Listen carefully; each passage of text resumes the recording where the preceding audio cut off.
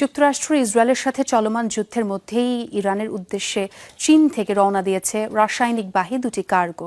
ধারণা করা হচ্ছে এতে রয়েছে বিপুল পরিমাণ সোডিয়াম পারক্লোরেট, যা ব্যবহৃত হয় ক্ষেপণাস্ত্র তৈরিতে।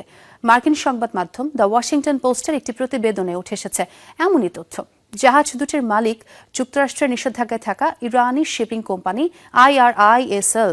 আগামী সপ্তাহের মধ্যে ইরান পৌঁছানোর কথা রয়েছে নৌযানগুলোর। ড্রিঙ্কও এখন রিয়েল ফ্রুট পাল্প ও নাটে চেরি সহ নতুন প্যাকে নতুন স্বাদে। দক্ষিণ চীন সাগরের পথ ধরে এগিয়ে চলেছে রাসায়নিক ভর্তি দুটি জাহাজ। চীন থেকে রওনা দেয়া কার্গোগুলোর গন্তব্য মধ্যপ্রাচ্যের দেশ ইরান।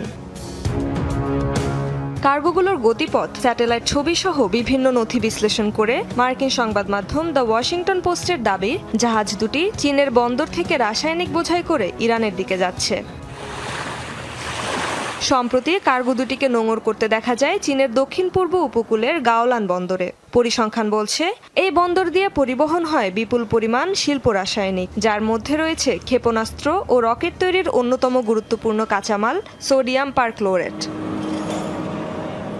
শাবদিস ও বার্জিন নামের জাহাজ দুটির মালিক মার্কিন নিষেধাজ্ঞার আওতাভুক্ত ইরানি শিপিং কোম্পানি IRISL। প্রতিষ্ঠানটির ওপর রয়েছে যুক্তরাষ্ট্র ও ইউরোপীয় ইউনিয়নেরও নিষেধাজ্ঞা।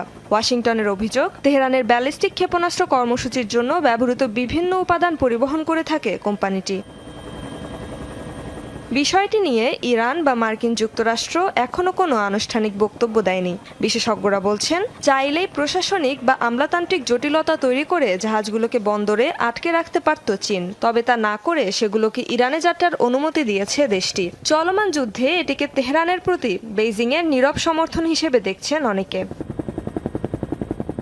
রেজবানা সায়মা, যমুনা নিউজ।